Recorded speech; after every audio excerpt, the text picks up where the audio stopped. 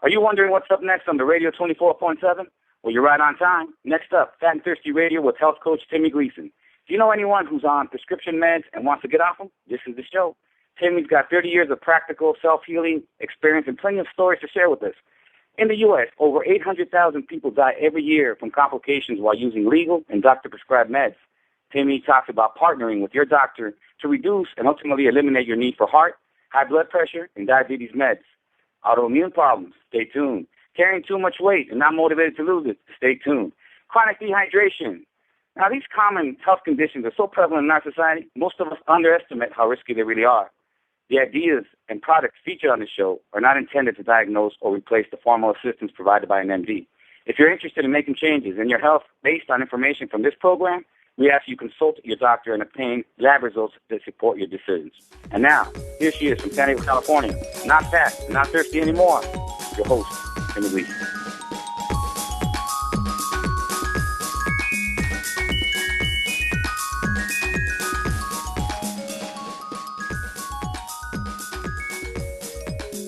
Hi, everybody. This is Timi on Fat and Thirsty Radio. I have my glass of water. I hope you've got yours. Let's get going. My special guest today is Jerry Denniston. And Jerry is kind of a caped crusader of sorts. By day, she works as a marketing strategist with a specialty area in social media and mobile marketing.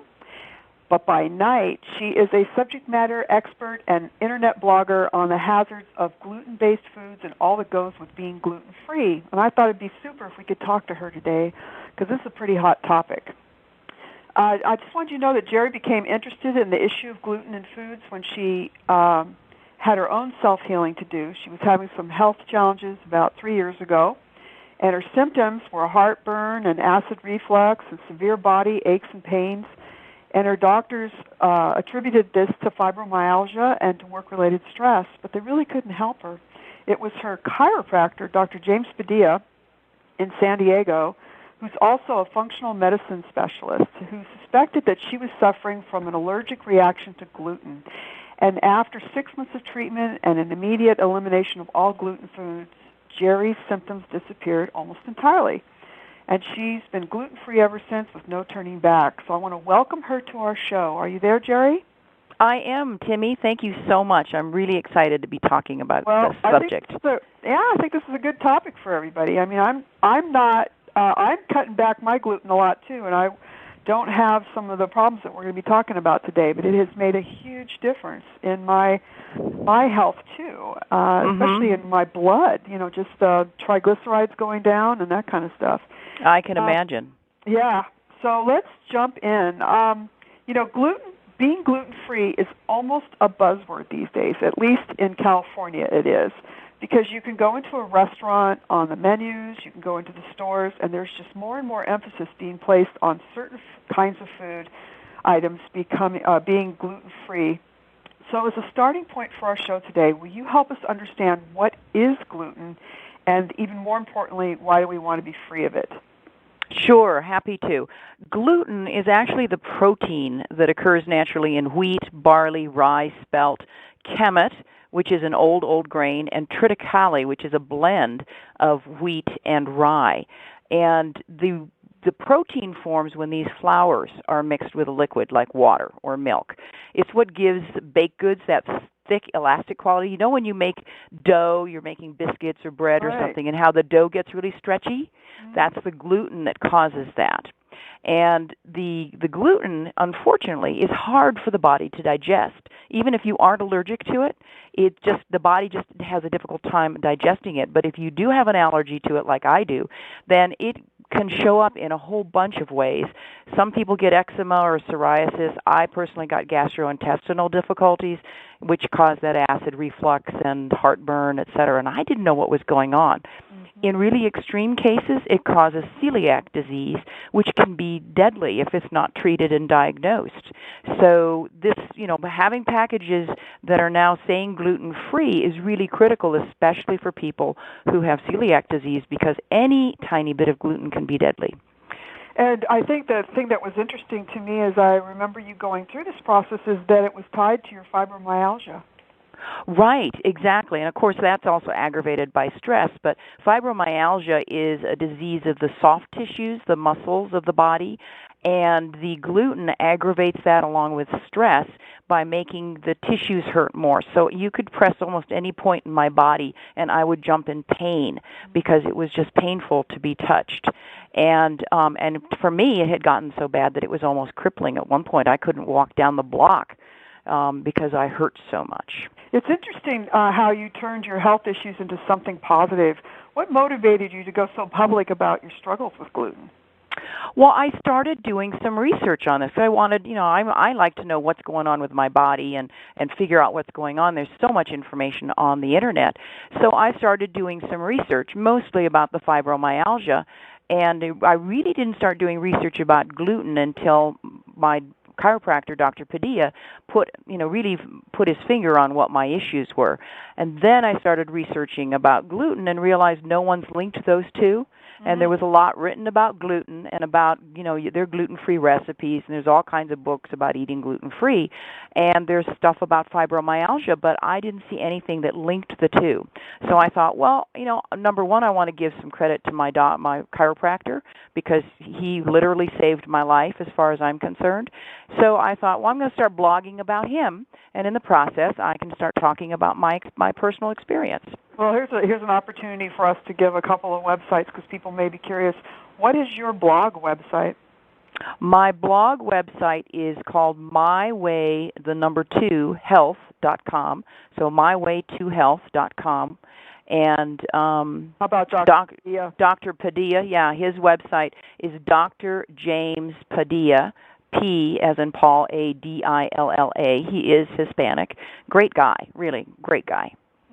And doctor is DR, so it's DR? Yeah, DR, no period. It's just drjamespadilla.com. All one word. Okay, great. All one word, right. Well, it seems like this gluten-free movement has come out of nowhere. And when did it become important for store products to become gluten-free? That's interesting. I mean, you're right. It does seem like it's been out of nowhere because it started in the 1990s, but and it was almost unheard of then. A small percentage, about 1% of the population had celiac disease, but gradually more and more people have become aware of this and realizing that gluten's the root cause of this. It really started with Dr. Alessio Fasano. He's an Italian who was practicing at the University of Maryland, and he did a large study of about 13,000 people in 32 states. He screened them for the antibodies that indicate a presence of celiac disease, and his report found that 1 in 133 people had these antibodies. And if people were related to someone with celiac disease, then the family members, the rate was 1 in 22. That is a high percentage. My goodness. It's huge. It's huge. And so he published that in 2003, and that really is what stimulated this whole revolution. People became aware of that. The medical profession started becoming aware of that. And it's really people going to their stores and demanding and asking about gluten-free products that have caused the manufacturers and the stores to start asking for this. Right. And so now that's how you've seen companies like General Mills now selling and labeling their products as gluten-free. So a couple points from that. And one is that it is fairly new. If the report came out in 2003 and we're just starting 2012, it's just in the last 9 years that it has built momentum. And it's exactly too that Dr. Fasano, Fasano, was Italian. So it sounds like he had done some work in Italy previously and then brought the thinking over here. Is that what's happening? We weren't looking for that as a diagnosis? Well, that's exactly right, because when he was practicing in Italy, he saw celiac disease in patients all the time. Mm-hmm. And then when he moved over to the U.S., his thinking was, well, people are people. If the genes exist in Italy, the same foods exist here in the U.S., surely the genes must be in the people here in the U.S. And so he did the study, and certainly he was right. Mm-hmm. They should call it the pasta connection. Yeah. Definitely a lot of pasta countries. You mentioned that celiac disease is dangerous to a person's health. Say more about the connection between gluten intolerance and celiac disease. Okay. Well, the gluten intolerance isn't often obvious. It shows up as aches and pains, skin irritations, psoriasis, like I said, or other acne, and sometimes, gastrointestinal upsets, heartburn, and acid reflux. A lot of times, people have acid reflux. That's a common ailment, and I think a lot of doctors don't tie it to gluten, but gluten could very well be that it's just something we suffer from when we don't eat right. Exactly. But it could be because you ingested a gluten and your body just doesn't tolerate it. Let's see. The GI problems lead to medications. All of it. We so medicate ourselves so much, and that just kind of masks some of those symptoms as well. Right. So we just get sicker and sicker, and then pretty soon our immune system starts to break down, and then I guess that's when we become at risk. Yes, and it's a build-up over time. As mine was. I've been eating wheat all my life and never thought about this, but it builds up and it builds up and it builds up in the body, and over time it gets to a point where the body is saying, "Hey, we can't handle this anymore," and now you start having these symptoms. So when someone develops celiac, which in some cases children are born with that. The gene in this allergy is right from birth, and the parents don't know it until the kids start exhibiting some symptoms, and some of them can be emotional. They refuse to eat certain foods, and they can't tell their parents why. They're young to articulate it, or they don't even realize why. They just know that they don't like it. Exactly. It doesn't make them feel good, and right. Okay, so if we suspect we have a gluten intolerance, or one of our family members does, how can we purchase products that are gluten-free? Well, here's where we need to talk about labeling. I can't stress enough the importance of reading labels, because here's another unfortunate thing. The FDA hasn't done a really good job of regulating what is and isn't gluten-free. There is actually no regulation that defines specifically what is gluten-free. They've given some guidelines, but it's up to the manufacturers now to determine if their products are gluten-free, or they can say no gluten used in the manufacturer or without gluten, but there's no specific definitive this product is gluten-free or this product isn't. Here's the other thing is the testing for gluten, for products being gluten-free. We don't have the technology to test for zero. The lowest that we can test for is 20 parts per million of gluten, which is probably fine for most of us who simply have an allergy, but not for celiac patients. People who have celiac disease, 20 parts per million could be deadly for someone with celiac disease. Sure, yeah. So for them, it has to be zero. Yeah. Well, that's scary to think that we're leaving it up to the companies to decide. Exactly. Yeah. Exactly. Well, it seems like, to me it seems like that a lot of work would go into being gluten-free, but, if you are gluten-free, then what might be some of the advantages? You feel better. I mean, if you are, like I have been, I don't have the aches and pains I used to have. I don't have acid reflux anymore. I don't have heartburn. Haven't had it since I totally went gluten-free. My body feels cleaner inside. I'm not bloated. You don't get gassy. So I feel better, and I have more energy than I had when I was bogged down with all of that bad bacteria and the gluten in my system. And, it isn't really a lot of work. What I've done is I cook from scratch, and, when you say, oh, my God, you work full-time and you cook from scratch, but it doesn't take that long. When you have to just shift your mind towards looking at using fresh vegetables. You can use frozen, but don't buy anything with sauces. Read labels carefully. Don't use packaged processed foods. That's really the key to beginning to cook gluten-free, is to avoid the processed and packaged foods, because they have gluten in them, and they also have other additives which can also affect the gluten issue. You really got me thinking. When you were talking, we were talking offline. You were talking about throat tightening, and the whole heartburn thing, that how often does that happen, and I often wonder what's causing it. And there's a symptom right there that I'm intolerant to something that's in the food. Yeah, that to me is when I've eaten something that has a little bit of gluten in it, my throat begins to tighten. I feel like I've got something just kind of lodged in my throat and I can't get rid of it. And I go, okay, what did I have? Something I had has had some kind of a gluten in it, and I'll go back mentally over, was there a sauce or a salad dressing that I used that maybe had something in it that I didn't recognize? Mm-hmm. And that's, when it's really light, it takes a couple days for that to work out of my system. When it's really bad, then the heartburn gets in. At one point, my throat tightened up so much I couldn't swallow water. It hurt to swallow water, and that's because the glands inside swelled. That's very dangerous, of course, because people can become asphyxiated. Yeah. Okay, well, on a lighter question here, what are some common examples of processed versions of food? You were talking about, try to go from scratch or try not to do processed. What are some of the things we're doing we don't realize? Well, like crab meat, the imitation crab meat, which is made from pollock, the package, it has wheat in it as a filler. If you buy hamburgers and you aren't buying just the ground beef from the butcher, but you're buying packaged hamburgers already made into patties, sometimes they have wheat in them as a filler, and other things as fillers.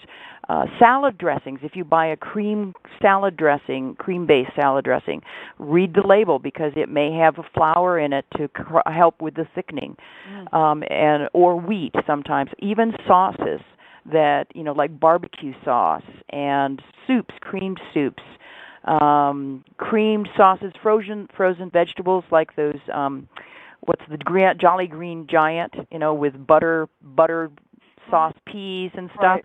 The butter sauce could have wheat or flour in it, and if it has flour in it, it's going to be a wheat-based flour. Right, and I would imagine pretty much breads and cookies are made from gluten-produced. Right, unless because they're usually made from wheat, right? It's just such a wonderful flour to cook with.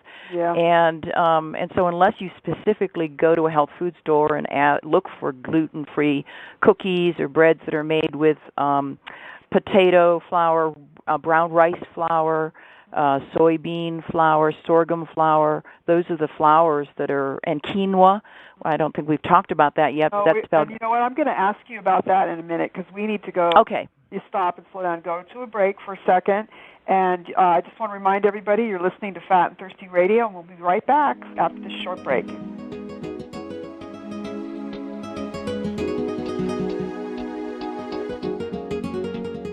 Hi, everyone. I'm Kit Goldman, president of the Workplace Training Network. We are proud to sponsor the Fat and Thirsty Radio Show. Workplace Training Network provides powerful, entertaining, interactive training to businesses on topics like harassment, discrimination, communication, and violence prevention. We deliver it live at your workplace or online or on DVD, and it is incredibly affordable, even for the smallest business. Our clients range from kitchen table entrepreneurs to mom-and-pop businesses to multinational corporations. Our training has never been more important to the health, safety, and well-being of your workplace. So let us know how we can help your business, or please let your employer know that you've heard about a great way to train. Now, here's how to reach me. Give me a call at 619-794-2718. That's 619-794-2718. Or visit us at workplacetrainingnetwork.com. That's workplacetrainingnetwork.com. See what our clients have to say and see how affordably we can take care of your training.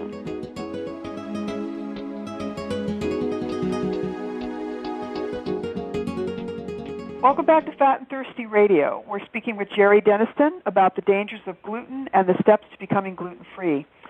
Jerry, there's been some really common questions that people tend to ask about gluten when they first hear about becoming gluten-free. So that's how I'd like to finish the rest of the show, is ask you some of these questions. Many of us are pasta lovers, and you had started to mention that before we went on the break. Does becoming gluten-free mean that I can't have pasta anymore? Oh, not at all. There are wonderful pastas. There's brown rice pasta and even corn pasta now, and they're just as tasty as wheat. They cook up just like your regular pastas do, and they're healthier for you. I can't taste the difference.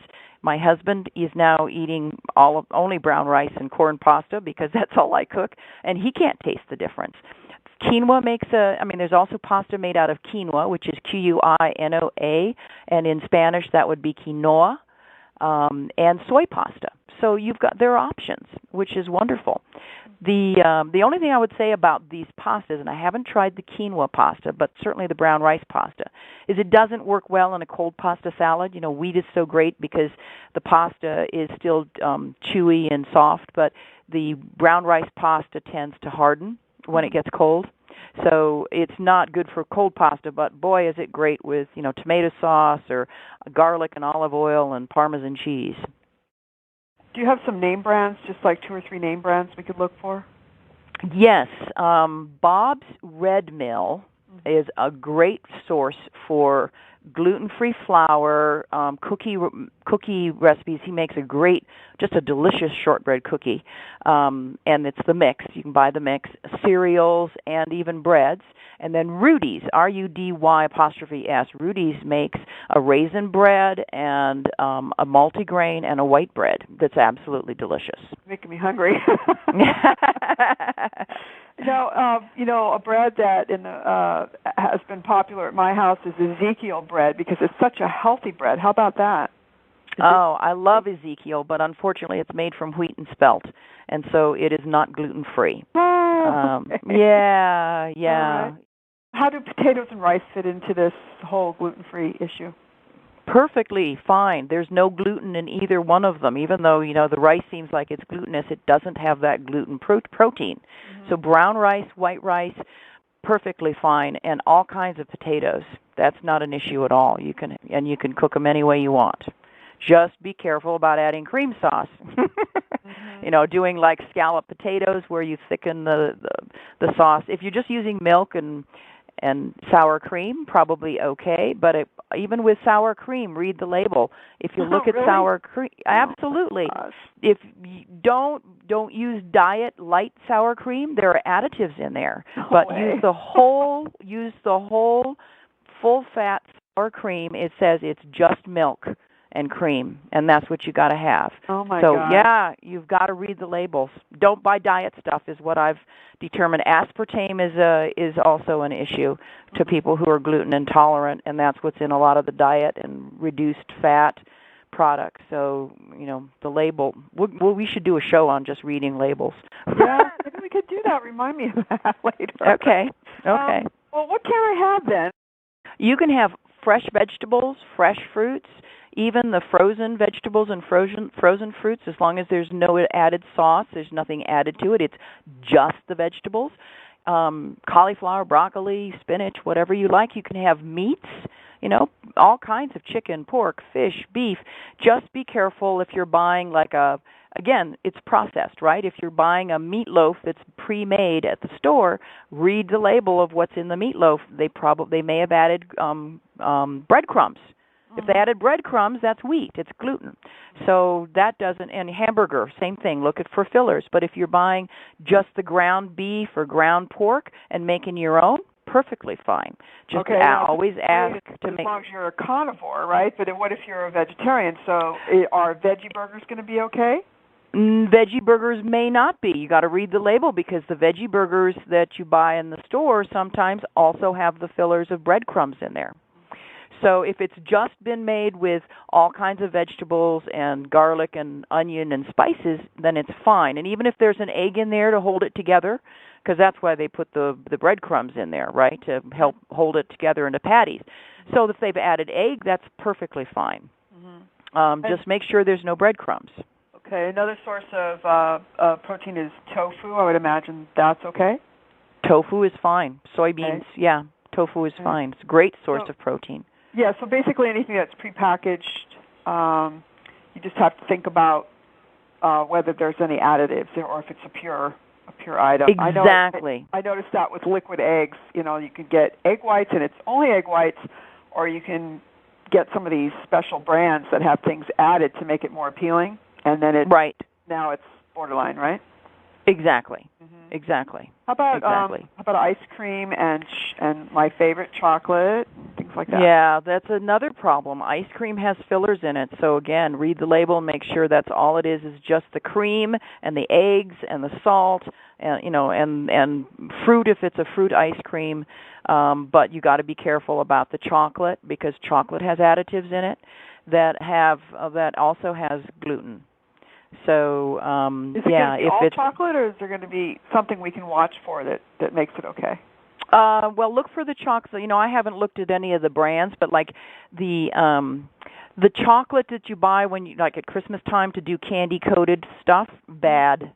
It's got gluten in it. Yeah. But if you're buying pure chocolate, probably like a Mrs. C's chocolate or Lady Godiva or those kinds of chocolates, then that's going to be the pure chocolate with sugar. Okay, great. And not have the extra additives. All right. We've got our marching orders. Are there any books you would recommend? Sure. There's actually a great one called Living Gluten-Free for Dummies. It's a wonderful primer that just to getting started makes sense of what is gluten-free, what isn't, and how to it actually has recipes in there, too, that you can follow so you can adapt. And as you get a handle on this, you can adapt some of your own favorite recipes. So that's a good book. I'm also writing a book, but I don't have it done yet, so I'll let you know when that book is ready. I think you said you were going to get ready to start a club, too. I am. That's part of what I wanted to do because I thought, this is such a big subject. Around this book, I would start a club that would meet monthly online to share recipes and answer questions about gluten-free concerns and about fibromyalgia. So that's something that I am planning to start once I've got the Let's put out ready. An invitation. If any of the listeners would like to join Jerry's club, send me an email through the fatandthirstyradio.com website, and I'll send your information to Jerry, or you can email her directly. How would they do that? Just email me at jerry.denniston. That's JERI.DENNISTON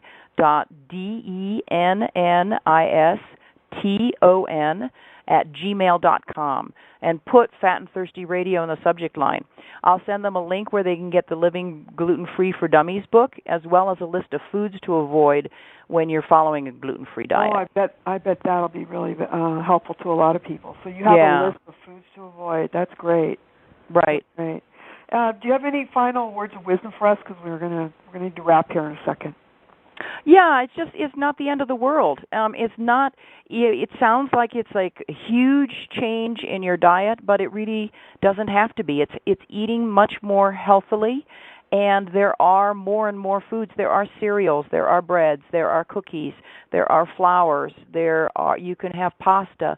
It isn't doing without. It's simply a matter of changing and thinking differently about how you cook and what you cook and getting away from processed foods and using more natural whole products instead of the processed products. Well, that's great. Thank you very much for that. It's just been absolutely fabulous to have you on the show today. I mean, I think that we've all learned a lot more about this, and I know that I don't feel as heavy about it. I feel like it's maybe a little bit easier than I thought it was. Mm-hmm. And I just want to, add my 2 bits again to the listeners that, just when I was losing weight, I eliminated a lot of these really starchy foods and then a lot of processed foods, and right away my triglycerides went down and my cholesterol numbers went down. I mean, from the 200s down into under 100, and it's just such a fabulous, liberating feeling to be healthy again. So we do want to encourage you to do your own research on this, try some of Jerry's ideas, and to email her if you want to be in her club. And Jerry, again, I want to thank you for joining us today. And maybe we will do another show in the future. That's another thing, readers, or listeners, if you're interested, let us know what you'd like to know more about this subject, and we'll do it for you.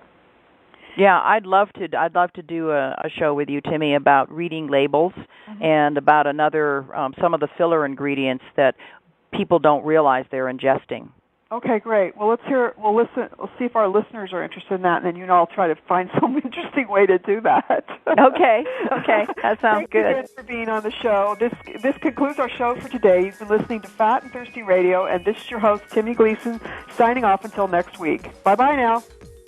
Thank you for joining us today for Fat and Thirsty Radio with health coach Timi Gleason. Please leave your comments and questions, and to sign up for our RSS feed at www.fatandthirstyradio.com. This is announcer Memo Mendez. Until next time.